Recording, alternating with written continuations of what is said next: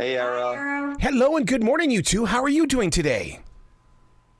We are well. How about you? Absolutely fantastic and fascinated by this thing called Bitcoin, because I'm still lost as to what it is and why people will step up to a coin star and go, don't put it on that Bitcoin thing. But yet God bless Bitcoin is saying there's a positive here, people. So our goal was to help educate people about what is Bitcoin. I learned about it 10 years ago. Wow. And like many people, I thought it was a scam 10 years ago. So what we've done is taken 10 years of knowledge and try to compact it into 89 minutes. And it's for education. It's just to help people, learn about this new technology called Bitcoin. I think my biggest weakness, guys, is the fact that my financial advisor told me about 5 to 10 years ago, do not even think about going there. We are not going there. It's about your future. And I need programs like God Bless Bitcoin to really put me in a place of mind and in my heart that, hey, it's not as bad as what you think. Yeah, so I was a former financial advisor for over 20 years. And what I learned is that system's a little bit rigged. So your financial advisor is only allowed to show you investments that the government approves of. So there's an overriding agency called FINRA, and FINRA restricts advisors on what they could show their clients. And for whatever reason, the government doesn't want you to know about Bitcoin. So, but that's changing. So I've met with a lot of other financial advisors in the top, investment firms, and they're changing their tune. For example, Fidelity, BlackRock, Morgan Stanley. These are huge investment firms that are now allowing their clients to invest in Bitcoin. So even at Charles Schwab. So that is changing. But you're right. 5 to 10 years ago, the financial advisors were restricted from allowing you to talk about it. And a lot of the firms are still restricting their clients. Wow. Kelly, I've got a big question for you. When it comes to the world of religion and churches accepting Bitcoin, what I don't understand is how do you tithe with Bitcoin? So, I mean, maybe we can educate people at that level as well, because there are a lot of us that do tithe every single week. We make sure that we do that. But how does it get to the church, and how does the church use it with their outreach? Well, I think that answer is probably going to be church dependent. Every church will set up their own system to accept donations. And if the church has Bitcoin, you can, of course, donate in Bitcoin. But honestly, within the United States right now, Bitcoin is not a form of currency as much as it is a value. We're using it as a savings account, not a checking account. So right now, as a Bitcoiner myself, I would say hold on to it. Use your dollars to donate, use your dollars as your checkbook, use your Bitcoins as your saving account. That is so wise, because you know what? Where's my emergency accounts? Where am I saving my money at? In a bank. And I could be doing it with Bitcoin. Right. Yeah, the problem with keeping your money in dollars is that the government prints more and more dollars each year, and it dilutes your purchasing power. Like in the movie, we have Father Sirico talking about it's like diluting the wine with water. And in the Bible, it says that's an abomination to the Lord. And the government does that all day long. They're diluting our money by printing more money.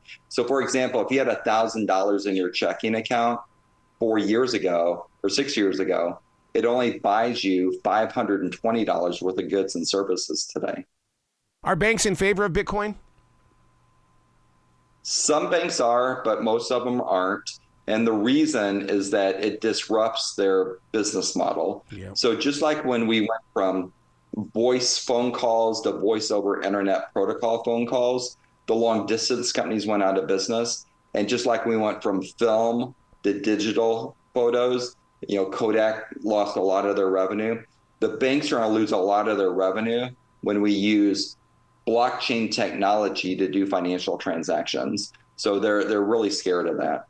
I actually have a friend that told me, he says, you need to understand Bitcoin because it's like the metric system. When you understand the metric system, you'll find it's a greater system. Do you see the same thing being equal? Yeah, so for 3,500 years, we used gold and silver as our money. Yep. And in 1971, the U.S. went off the gold standard and all the other countries went off the gold standard after that. So our money is broken. And what Bitcoin is, it's a digital version of gold It's the best money humans have ever created. And as people recognize that, we will just naturally default back into a hard money system. And it's my opinion that that new hard money system will be Bitcoin. So it's just education is once you learn this is the best form of money humans created, you just will use that as money. We got to get listeners to understand that they can easily access this by going to godblessbitcoin.com. I mean, you guys have set out to do something here that why hasn't anybody else? Or are they trying and we're just ignoring? I don't know if anybody else has decided to try to do this, but when we looked around over the past few years at how much people are struggling, I'm in a grocery store and watching a mom tell her kids, no, we can't afford that this week. Put that back. Go find the generic brand. We knew some, and I work in the communities that live at the poverty level, and I see them blaming themselves all the time. Like, what am I doing wrong? Well, that bothers me. You're not doing anything wrong. It's the financial system that you have inherited that is doing you wrong. So when our governments continue to print money and dilute our purchasing power, they're stealing right out of our pockets. That's what's wrong, not you. So I don't know if other people are seeing that or if it was just we happened to be in the right place at the right time. But it was important to us, especially for me as a teacher, to get that message out and educate people. Yeah, we just want to let people know you have an option. You could opt out of the system. Whoa. It's a peaceful revolution. There is another system, and all we want to do is just educate people about this new system. Wow. The middle class and the poor. I work at a grocery store. I know how many EBT cards I see every single day. How can I, on my level of play, help these middle class and poor people learn that there is a newer way to walk? Well, I think it's what in the Bitcoin community we call orange pilling someone. When you explain to somebody that there is another system out there that allows them to create a store of value, i.e. a savings for themselves that isn't diluted, you're opening their eyes. Send them to our movie, share it. We have the goal of 1 billion views, Arrow, so that we can show as many people as possible that Bitcoin is hope, and it gives them the possibility of creating a store of value for themselves. So I think just talking about it and being willing to share what it takes one person and then another person, and you pass it on and pass it forward, and that's how it happens. And it doesn't take a lot to get involved. The smallest unit of a Bitcoin is called a Satoshi. There's 100 million Satoshis for every one Bitcoin. So, and it takes 15 Satoshis to equal a penny. So what our, family does is, if they get an extra $5 in their Venmo account, they add $5 to their Bitcoin in Venmo.